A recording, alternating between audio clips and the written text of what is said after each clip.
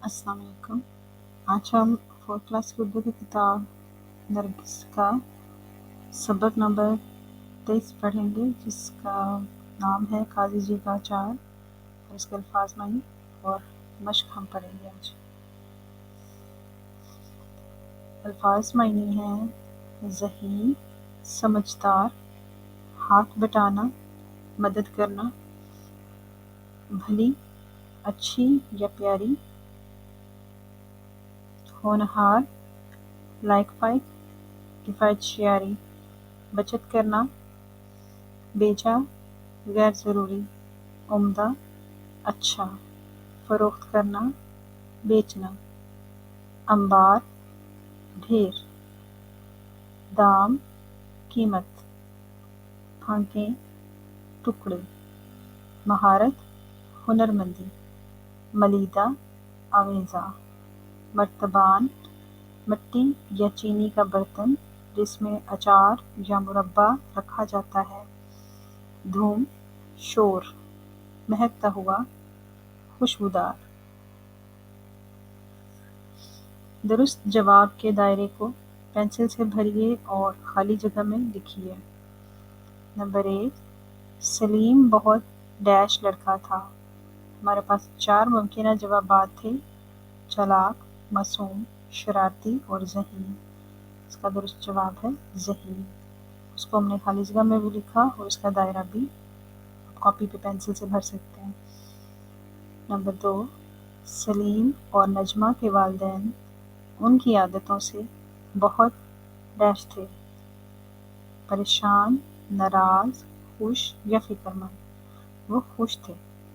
Number 3, Salim और Najma dash के वक्त खूब पढ़ते और खेल के वक्त खूब खेलते: पढ़ाई, सोने, खाने या सफाई। पढ़ाई। नंबर 4, नजमा लीमू और कैरियाँ काटने की डैश थी: शौकीन, माहिर, निकम्मी या लालची। माहिर। नंबर 5, अगली ही सुबह डैश से बहुत उम्दा कच्चे आम आ गए: शॉपिंग मॉल, बाग, दुकान, सब्जी मंडी से। नंबर 6, दुकान पर लगे निर्खनामे में चीनी की कीमत डैश रुपए किलो है: 100, 150, 50 या 90। तो 90। खाली जगहों को दुरुस्त अल्फाज से पुर कीजिए। नंबर 1, डैश पढ़ाई में अव्वल आता था: सलीम। नंबर 2, नजमा कढ़ाई, बुनाई और डैश के मुकाबलों में अव्वल आती थी: खुशखती। नंबर 3, मोहल्ले और पड़ोस वाले सब डैश और डैश की तारीफ करते थे: सलीम और नजमा की। नंबर 4, सारे मसाले और आम मर्तबानों के अंदर भर कर डैश में रख दिए गए: धूप में। नंबर 5, डैश की दुकान पर नजमा का बनाया हुआ पोस्टर लग गया: अनवर साहब। सवालों के जवाब अपनी कॉपी में लिखिए। सवाल नंबर 1, सलीम और नजमा में से किसी एक किरदार की खसूसियात लिखिए। हमने यहाँ दोनों की लिखी दी हैं, आपका जो चीज़ चाहे अपनी कॉपी में नोट कर लें। सलीम बहुत ज़हीन लड़का था। वो पढ़ाई में अव्वल आता और खेलों में भी तमगे लाता। उसे अच्छे फलों और सब्जियों की पहचान थी। नजमा हर इम्तिहान में सबसे ज़्यादा नंबर लेती और कढ़ाई, बुनाई और खुशखती के सारे मुकाबलों में अव्वल आती। वो सब्जियों और फलों को खूबसूरती से काटने की माहिर थी। सवाल नंबर 2, सबक का مرکزی خیال تحریر کیجیے۔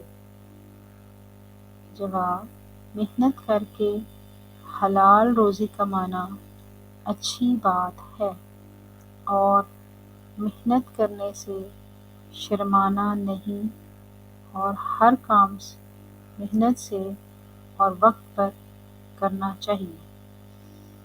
سوال نمبر 3، کفایت شعاری کا کیا مطلب ہے؟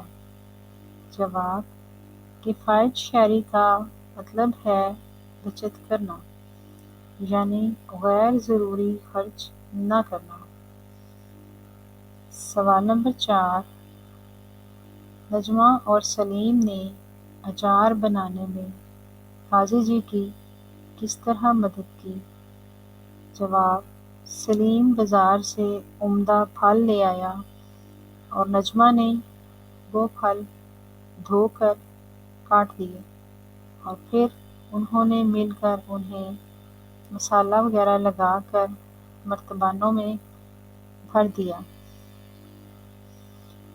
سوال نمبر 5، اپنا جائزہ لیجیے اور کم از کم 2 ایسے کام لکھیے جو آپ بہتر انداز میں کر سکتے ہیں۔ اس میں تمام طلباء اپنی پسند سے اور اپنی خصوصیات کے حوالے سے خود لکھ سکتے ہیں۔ کچھ جملے مثال کے طور پر لکھے ہیں، آپ اسی انداز سے اپنی خصوصیات لکھ سکتے ہیں۔ میں خوش خطی بہتر کر سکتی ہوں، میں کڑھائی اچھی کر سکتی ہوں، یا میں کرکٹ کھیل سکتا ہوں، یا میں ڈرائنگ کر سکتی ہوں۔ اس طرح کے اور جملے آپ اپنے پاس سے بھی لکھ سکتے ہیں۔